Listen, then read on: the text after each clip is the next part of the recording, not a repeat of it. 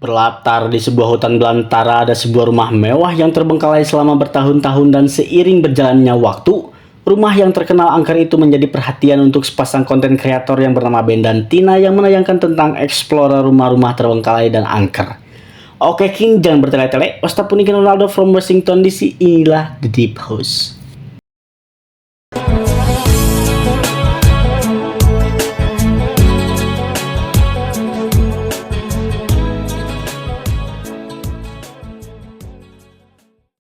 Film dibuka di rumah Ben dan Tina yang sedang bergegas menyiapkan semua alat syuting karena mereka berencana akan pergi ke rumah terbengkalai yang sangat jauh dari kediamannya. Singkat cerita, Ben dan Tina sangat menikmati perjalanan itu dan ingin segera sampai di alamat yang ia cari melalui Google Maps di HP-nya. Akan tetapi saat mereka telah sampai di alamat yang mereka tuju, mereka tidak menemukan target rumah yang akan Ben dan Tina explore. Fuck's sake.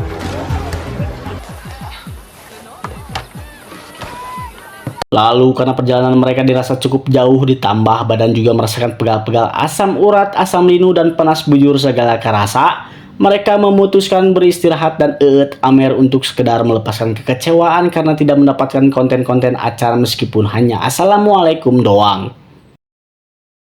Lalu di tengah kebingungan karena antara mau balik lagi atau eksplor di tempat lain, Ben dan Tina tiba-tiba didatangi oleh seorang laki-laki paruh baya yang mengetahui dan bersedia mengantarkan mereka ke lokasi rumah terbengkalai tersebut. Dan sangat amat disayangkan, amer yang si Ben beli cuma diminum seleguk dua leguk doang. Forest cantaloupe. Chanteloup. The region suffered a series of devastating flood about 50 years ago.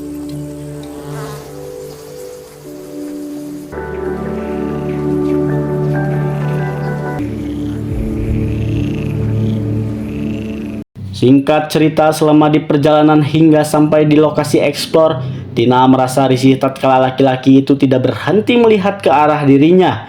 Akan tetapi karena kubu tuhmah, Tina tidak menghiraukan laki-laki itu dan lebih baik fokus ke tujuannya untuk eksplor. Karena ternyata rumah yang dijadikan target konten mereka berdua ada di dalam dasar danau. Dan karena mereka berdua tidak ingin membuang waktu tapi tidak dapat hasil apapun, dengan profesi mereka sebagai explorer sudah tentu menyiapkan segala sesuatunya dari hal kecil ataupun besar termasuk perlengkapan komplit untuk mereka menyelam. Got this. I'm gonna be in and out, I promise.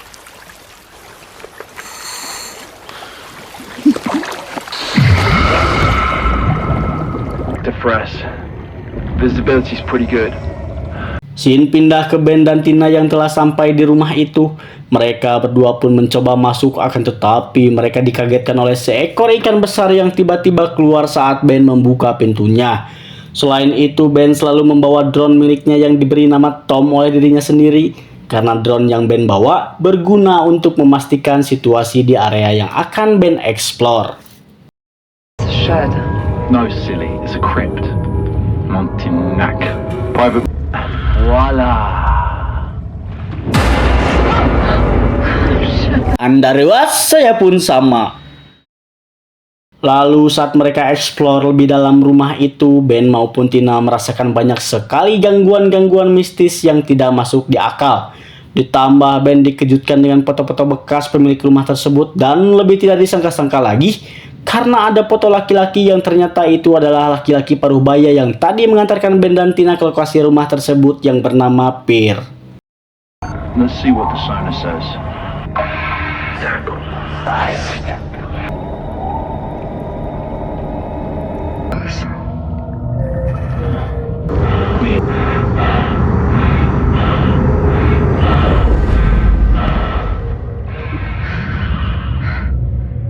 Tina, honestly, I saw a human silhouette.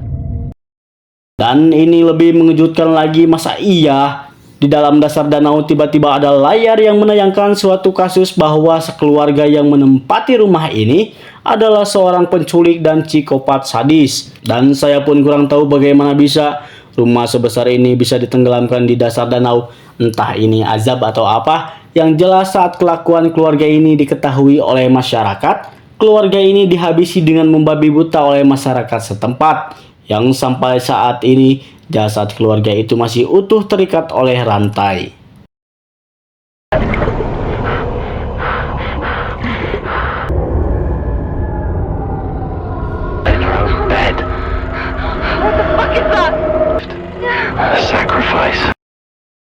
Singkat cerita, entah pengetahuan saya kurang atau bagaimana, jasad keluarga itu bergentayangan di dasar danau yang membuat nyawa Ben dan Tina sangat terancam.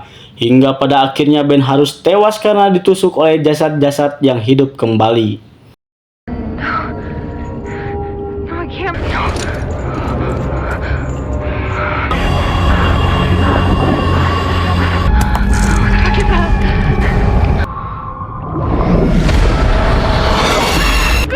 Oh my god, I can feel it up my neck. Something much bigger than us.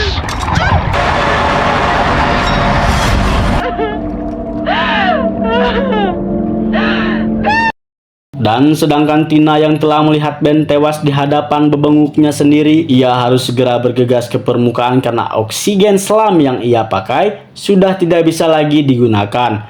Akan tetapi mungkin sudah jadi takdirnya, Tina pun harus tewas karena kehilangan nafas saat akan balik ke permukaan.